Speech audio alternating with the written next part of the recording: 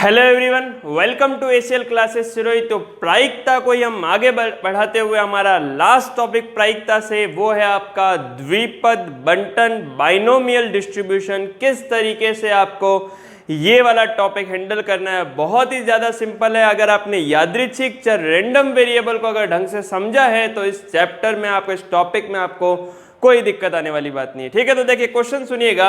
एक पासे को 6 बार उछाला गया है, यदि पासे पर विषम संख्या प्राप्त होना एक सफलता है तो निम्नलिखित की प्रायिकता ज्ञात कीजिए। आपको ये 3 क्वेश्चन पूछे गए जिसमें आपका स्टूडेंट्स का डाउट जो होता है ना, कई बार मैंने व्हाट्सएप ग्रुप पे ये सुना है सर, कम से कम अधिकतम, वैसे मैंने पिछले क्वेश्चंस में क्लियर करने की कोशिश की है, लेकिन आप यहाँ पर भी बहुत अच्छे ढंग से इसको समझ पाएंगे। ठीक है, तो देखिएगा क्वेश्चन कहाँ, एक पासे को 6 बार उछाला गया है। देखिए आपने रैंडम वेरिएबल के अंदर भी मैंने आपको एक क्वेश्चन करवाया था जिसमें आपको एक ये चीज बताई थी। क्वेश्चन पहले ही आ चुका है और वहां अपन ने 36 अवयव लिखे थे जब उसका प्रतिदर्श समष्टि बनाया था, लेकिन वो तो क्वेश्चन सिर्फ और सिर्फ एक पासे को 2 बार उछाला गया था, तब आप उसका प्रतिदर्श समष्टि इजीली लिख पा रहे थे, 36 अवयव इजीली लिख पा रहे थे। अगर इस क्वेश्चन में आपने 6 की पावर 6 मतलब 6 बार एक पासे को उछाला गया है और फिर अगर आपने प्रतिदर्श समष्टि बनाना स्टार्ट कर दिया ना, तो पूरा पेपर क्या, आपका पूरा दिन निकल जाएगा। और दिन निकल जाने के बाद भी ये क्वेश्चन की कैलकुलेशन लॉन्ग हो जाएगी। तो ऐसा नहीं करना कि गिनने आप बैठोंगे, जैसे पिछले क्वेश्चन में गिना था ना अपन ने यादृच्छिक चर, कि एक एक कंसेप्ट वाइज अपन ने गिनते हुए कि x इक्वल टू 0 पर 6 मतलब कितने हैं, x इक्वल टू 1 पे कितने, x इक्वल टू 2 पे कितने अवयव आ रहे हैं, वैसा नहीं करना। क्योंकि यहाँ जो आपको अवयव दे रखे हैं उनकी संख्या जो है वो बढ़ चुकी है, मतलब जो आप ट्रायल करते हैं ना वो आपका बढ़ गया है। जैसे कि एक सिक्के को 3 बार उछाला, 5 बार उछाला, 10 बार उछाला, ऐसे जो क्वेश्चंस होते हैं उनको बेसिकली नॉर्मल वाला मेथड लगाकर नहीं सॉल्व करना, क्योंकि ये थोड़ा सा लॉन्ग हो जाता है। इसीलिए तो आपका बाइनोमियल डिस्ट्रीब्यूशन बनाया गया है। तो जो नॉर्मल प्रायिकता बंटन जो था उसको हम चेंज करेंगे किसमें, प्रायिकता बंटन, जो कि कौन सा होगा, बाइनोमियल द्विपद बंटन। तो द्विपद प्रमेय की हेल्प से हम द्विपद बंटन की हेल्प से और द्विपद प्रसार की सहायता से हम बहुत ही अच्छे ढंग से इस प्रायिकता बंटन को, नॉर्मल प्रायिकता बंटन को चेंज करने वाले हैं एक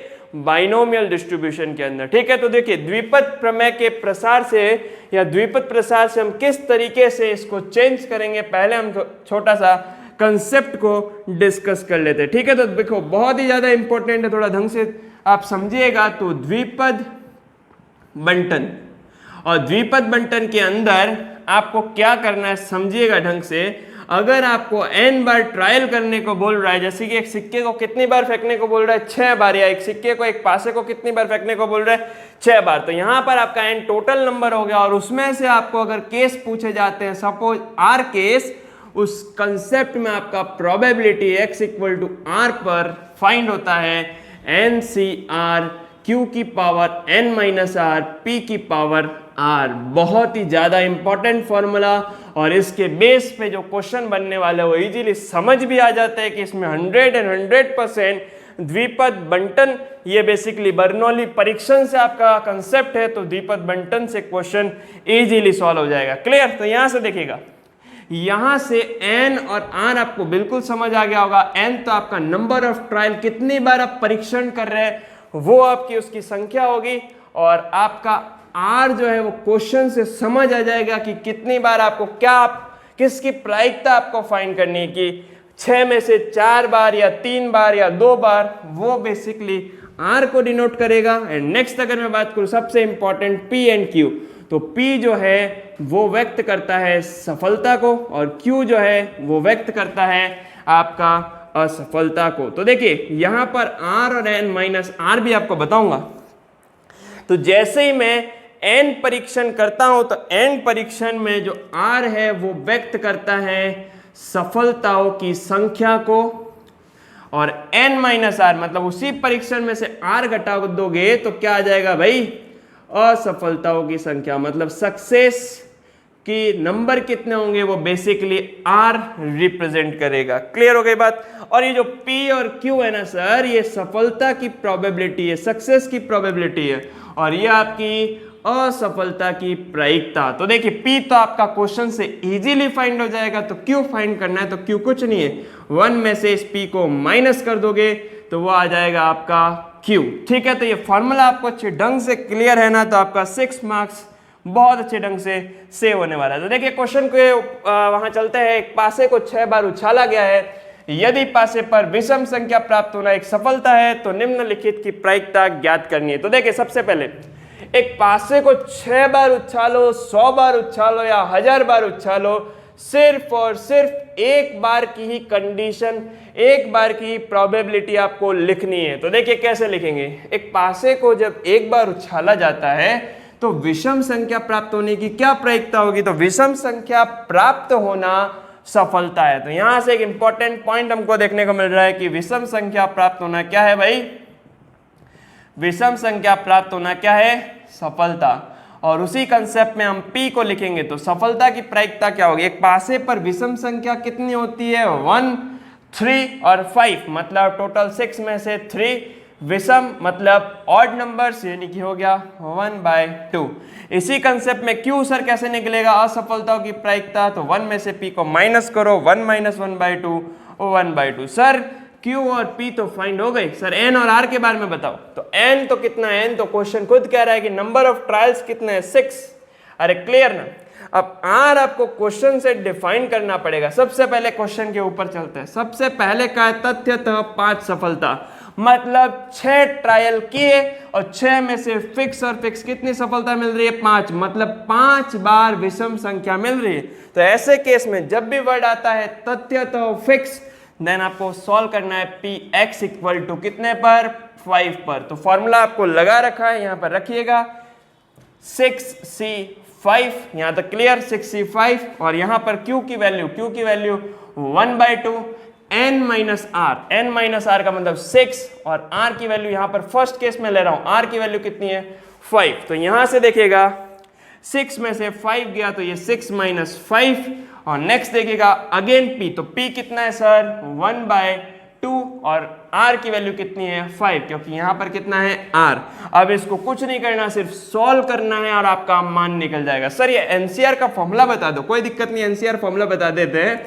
एनसीआर होता है factorial n upon factorial r factorial n minus r। बहुत ही सिंपल, 6c5 आपका इजीली फाइंड हो जाएगा। ठीक है, नेक्स्ट यहाँ पर बहुत सारी डिस्ट्रीब्यूशन या बाइनोमियल की प्रॉपर्टीज लगती है, लेकिन इतना डिस्कस नहीं करूंगा क्या किसके इक्वल होता है। आप 11th की बुक में अच्छे से पढ़े होंगे, उस चीज को भी फॉलो कर सकते हैं, या फिर आप इस फॉर्मूले को फॉलो करो, इजीली आपका मान निकल जाएगा।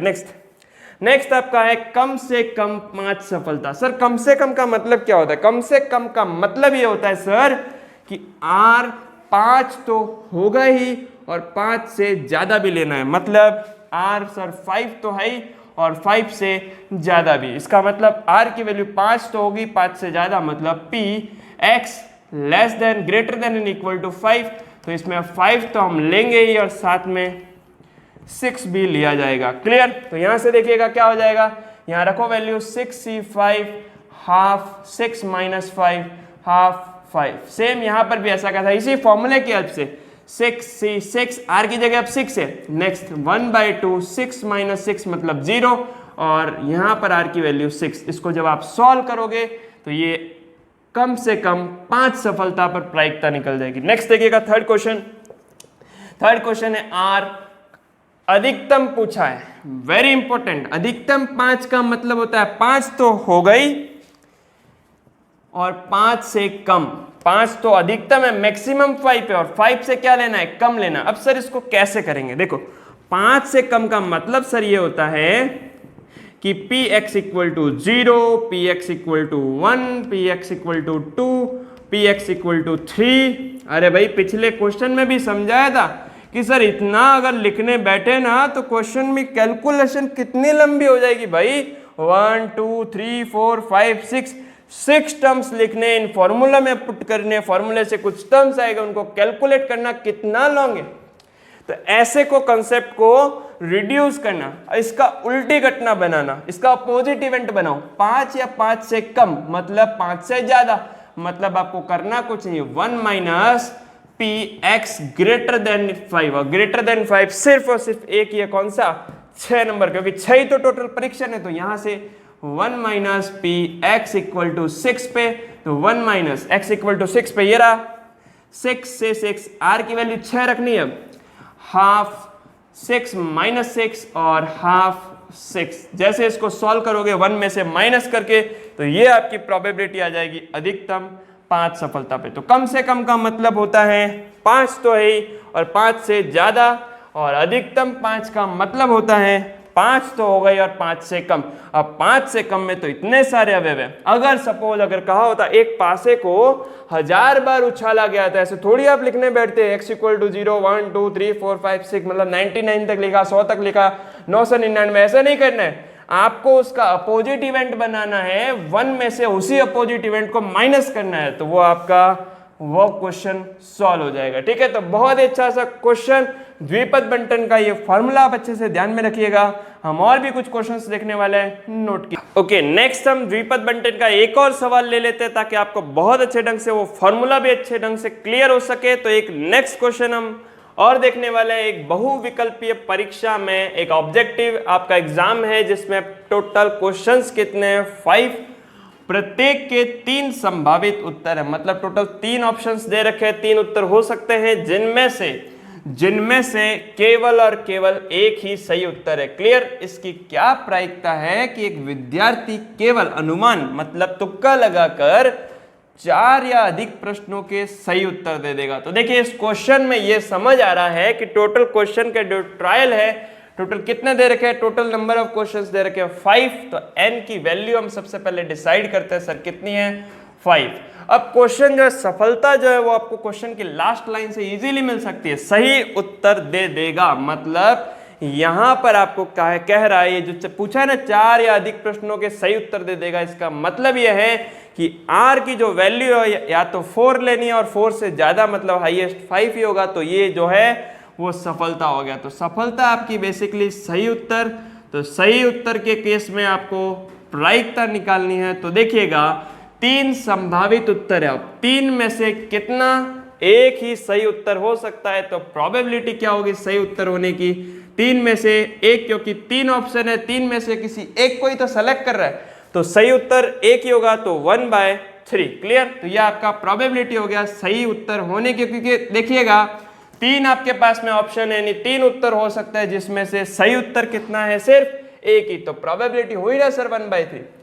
सिमिलर फॉर्म में Q क्या हो जाएगा, तो Q हो जाएगा 1 माइनस P, मतलब 1 माइनस 1/3 कितना हो गया, 2/3। तो यहां से P और Q फाइंड हो गए। अब देखिएगा वही फॉर्मूला हम लगाते हैं, sir P x equal to R NCR Qn minus R P की पावर R। तो यहां से देखिए, यहां क्वेश्चन कह रहा है 4 या अधिक प्रश्नों के सही उत्तर देना, मतलब Px greater than and equal to 4, मतलब Px equal to 4 plus Px equal to 5। तो यहां से देखिएगा NCR का फॉर्मूला लगाइए, R की वैल्यू एक बार 4 लेनी है, एक बार R की वैल्यू कितनी लेनी है सर, 5। तो यहां से देखिएगा N की वैल्यू 5C कितना हो जाएगा, X की वैल्यू 4, R की वैल्यू हो जाएगी 4। नेक्स्ट बताइए Q कितना है, 2/3 n माइनस आर करना है, तो 5 में से 4 n माइनस आर, 5 माइनस 4 कितना हो गया, 1/3, और r की पावर हो गई 4। नेक्स्ट r की वैल्यू अब लेनी है 5, तो देखिएगा यहां से हो जाएगा 5C5। q की वैल्यू हो गई आपके पास में 2/3, n की वैल्यू आपके पास में हो गई 5 माइनस 5, r यहां से p की वैल्यू हो गई 1/3 और r की है वैल्यू 5। तो सिंपल, सिर्फ और सिर्फ कुछ नहीं किया, p और q की वैल्यू रखी है और n और r की वैल्यू मैंने यहां से क्वेश्चन से मेंशन करी है। ठीक है, तो यहां से देखिएगा 5C4 आपका 5 होता है। नेक्स्ट 2/3 की पावर 5 में से 4 गया तो 1, नेक्स्ट 1/3 की पावर हो जाएगी 4। नेक्स्ट यहां से देखिएगा, नेक्स्ट 5C5 होता है 1, 2/3 की पावर हो जाएगी 0, 1/3 की पावर हो जाएगी 5। तो नेक्स्ट देखिएगा, यहां से कुछ समझ आ रहा है आपको, ये हो गया 5 और 2 का मल्टीप्लाई हो गया 10, 3 की पावर 1, 3 की पावर 4 हो गया 3 की पावर 5, प्लस नेक्स्ट देखिए 2 की पावर 0, 3 की पावर 0, 1, और यहाँ से हो जाएगा 1/3 की पावर 5, तो 11/3 की पावर 5, और 3 की पावर 5 आप जानते हैं कितना होता है 243। तो बहुत ही अच्छा सा क्वेश्चन, सिर्फ और सिर्फ पहचानना था कि सही उत्तर एक सफलता है, और सफलता की जैसी प्रायिकता आपने लिख दी तो उस केस में आपको सिर्फ और सिर्फ ये फॉर्मूला लगाकर आपको इसका प्रोबेबिलिटी फाइंड करना था। ठीक है, नोट कीजिए।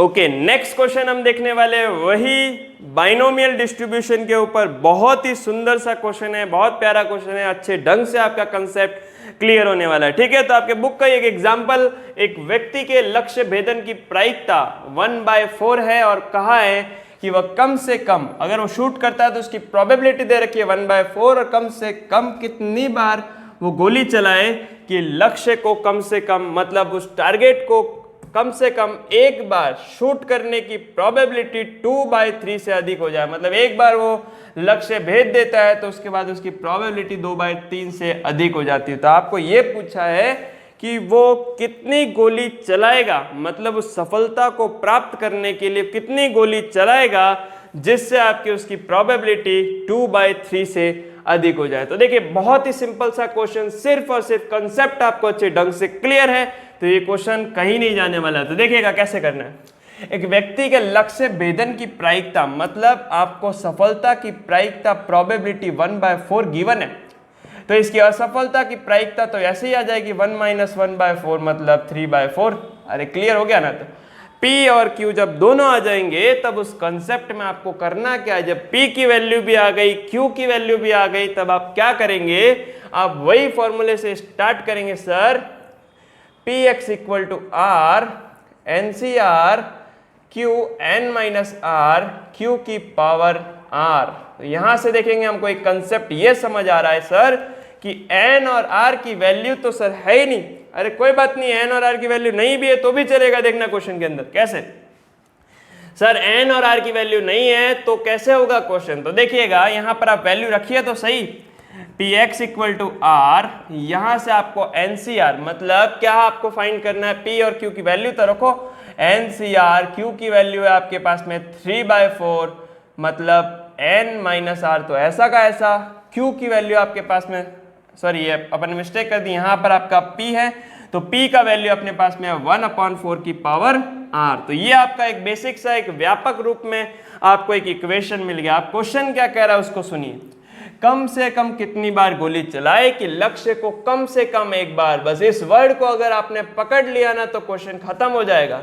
कम से कम एक बार भेजना, मतलब यहां लिखेंगे P कम से कम एक बार भेदने की जो प्रायिकता है वो दे रखी है 2/3 से अधिक, और 2/3 से अधिक है तो कम से कम एक बार भेदने को लिखते कैसे है, मैंने आपको बताया कम से कम एक बार को, x एक तो हो गई और एक से ज्यादा, तो एक से ज्यादा मतलब यहां पर वही केस बन गया। अरे भाई अब n और r तो डिसाइड ही नहीं है, n तो डिसाइड ही नहीं है, आप कहां तक चलेंगे भाई, एक से स्टार्ट करोगे, एक से ज्यादा 2 3 4 5 6 n तक जाओगे, और n तक जाने का मतलब यह है कि तब तक आपका कैलकुलेशन होना ही नहीं है। तो इसको एक सीमित दायरे के अंदर हम कैसे लेके आएंगे, सर इसी की अपोजिट इवेंट लिखो, तो इसका अपोजिट इवेंट बन जाएगा 1 में से इसका अपोजिट इवेंट बोलिए, अगर ये एक से ज्यादा है तो एक से कम क्या होगा, तो एक से कम हो जाएगा x < 1। क्लियर हो गई बात, मतलब ये तो एक के बराबर और एक से ज्यादा था तो अपोजिट इवेंट हो जाएगा एक से कम, तो एक में से उसको माइनस कर दिया, < 2/3। तो यहां से देखिएगा 1 माइनस एक से कम तो सिर्फ और सिर्फ a की वैल्यू होती है सर, अरे कौन सी भाई 0, तभी तो यहां पर लिखा है x = 0, ठीक है, < 2/3। अब देखिएगा इसको यहां पर r की वैल्यू यहां सब्स्टिट्यूट करो तो देखो 1 - p, x की वैल्यू रखी 0, r की वैल्यू मतलब nc0, क्लियर, यहां एक्सप्रेशन में रख रहा हूं nc0 3/4 n माइनस r की वैल्यू 0, और यहां से 1/4 r की वैल्यू 0 < 2/3, ये तो हो गया 1, तो 1 माइनस nc0 इज ऑलवेज 1, 3/4 की पावर n ग्रेटर देन 2/3। तो यहां से देखिएगा एक्सप्रेशन हमारे पास में आ गया 1 - 2/3 ग्रेटर देन, ये टर्म उधर गया तो 3/4 की पावर n। तो देखिए 3/4 की पावर n कितना आ गया 1/3, 1 में से 2/3 गया तो 1/3 ग्रेटर देन 3/4 की पावर n। अब बस आपको यहाँ पर n की ऐसी क्या वैल्यू रखेंगे ताकि 1/3 आपका ज्यादा होना चाहिए 3/4 की पावर से। मतलब देखिए अगर आप n की वैल्यू 1 रखते हैं, चलो अब एक बार चेक करते हैं, n की वैल्यू अगर 1 रखेंगे इस वाले कंसेप्ट में, तो यहाँ पे देखो 1/3 इज ग्रेटर देन 3/4, मतलब 1 रखा तो यहाँ तो भाई बिल्कुल सत्य नहीं आ रहा। मतलब यहाँ लिख लेते हैं कि 1/3 तो छोटा है किससे 3/4 से, 3/4 ज्यादा होता है 1 रखने पर। नेक्स्ट देखिए 1/3 लेस देन 3/4 का स्क्वायर, मतलब ये भी ज्यादा है। अरे भाई 9/16 भी तो ज्यादा है, देखो 1/3 तो होता है 0.33 और ये आपका 9/16, तो ये तो और ज्यादा हो गया 0.6 के समथिंग, तो यहां से ये वाला वैल्यू भी नहीं चलेगा। नेक्स्ट 1/3 लेस देन 3/4 का क्यूब, तो ये भी आपका ज्यादा है 3 के केस में भी। अब जैसे ही मैं n की वैल्यू 4 रखता हूं उस कंसेप्ट में ये वाला मान छोटा आना स्टार्ट हो जाएगा, मतलब n = 4 पर 1/3 क्या होगा ग्रेटर होगा 3/4 से। तो यहां देखिए n की वैल्यू जैसे ही 4 रखता हो तो बिल्कुल 1/3 की वैल्यू 3/4 से ज्यादा होने वाली है। वैसे ही 1/3 3/4 की पावर n = 5 पर भी ज्यादा होनी है। 1/3 इज ग्रेटर देन 3/4 की पावर 6, मतलब ये भी इससे टर्म ज्यादा होने वाला है। मतलब कम से कम n की वैल्यू जो आपको मिल रही है 4, 5 और 6, मतलब n की वैल्यू कम से कम अगर वो 4 गोली चलाएगा कम से कम, मतलब 4, ज्यादा तो कितनी भी हो सकती है, देखो और डॉट डॉट डॉट कर रहा हूं, ठीक है। तो कम से कम 4 अगर वो गोली चलाएगा तो उसके लक्ष्य को कम से कम एक बार भेजने की प्रायिकता कितनी हो जाएगी 2/3। तो आपको क्वेश्चन में सिर्फ और सिर्फ n की वैल्यू फाइंड करनी थी। बहुत ही अच्छा सा क्वेश्चन था, आपको ये फॉर्मूला अच्छे ढंग से क्लियर होना चाहिए और ये n का वैल्यू आपको कंपेयर अगर ढंग से कर लिया तो क्वेश्चन आपका यही फिनिश हो जाएगा, ठीक है। तो इसी कंसेप्ट के साथ में हम द बाइनोमियल डिस्ट्रीब्यूशन को यहीं पे कंप्लीट करते हैं। Thank you so much.